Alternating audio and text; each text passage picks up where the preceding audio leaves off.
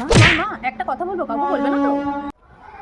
কাকে আবার বলবো? কে আছে আমার চারধারে? আমি কিন্তু কাউকে না, গল্প করেও না। আমি চাই না এই নিয়ে কোনো কিন্তু ঝগড়া হোক।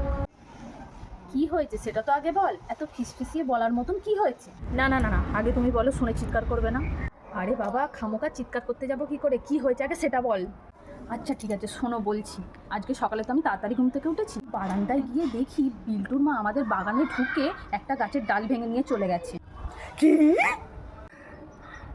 এই যে বিল্টুর মা, তুমি শুনতে পাচ্ছ? আজকে নাকি সকালে তুমি আমাদের গাছের ডাল ভেঙে নিয়ে গেছো। তোমাকে কি আমার বাগান পরিষ্কার করার দায়িত্ব দিয়েছি? শুনে রাখো, আমি 8,000 টাকা দিয়ে গেট লাগিয়েছি শুধু তোমার ভয়ে। বেড়া দিয়ে গরু ছাগল আটকানো যায়, শুধু তোমাকে আটকানো যায় না। তুমি আমার বাড়ির বাগানে ঢুকবে কেন? না না, তুমি তোমার বাড়ির বাগান কেটে সাফ করে ফেলো, কেউ কিছু বলতে যাবে না, কিন্তু আমার বাড়ির বাগানে তুমি ঢুকেছো কেন? নিজের বাড়িতে অত বড় বাগান থাকতে তবু আমার বাড়ির বাগানে উঁকি ঝুঁকি মারবে। তোমার জন্য কি আমার বাগানের চারিপাশে কি দেওয়াল তুলতে হবে বলো দেখি? এমন ভাব করবে যেন আমার বাগানের লিস্ট টেনে নেওয়া রয়েছে। এবার আমার গাছে হাত দাও, আমি পুলিশে যাব। তোমার আমার উপরে যতই রাগ থাকুক না কেন, আমার গাছের মাথা মোড়াবে কেন? বলো, আমার গাছের ডাল নিয়ে তুমি কি করেছো? এক্ষুনি আমার গাছের ডাল ফেরত দিয়ে যাও।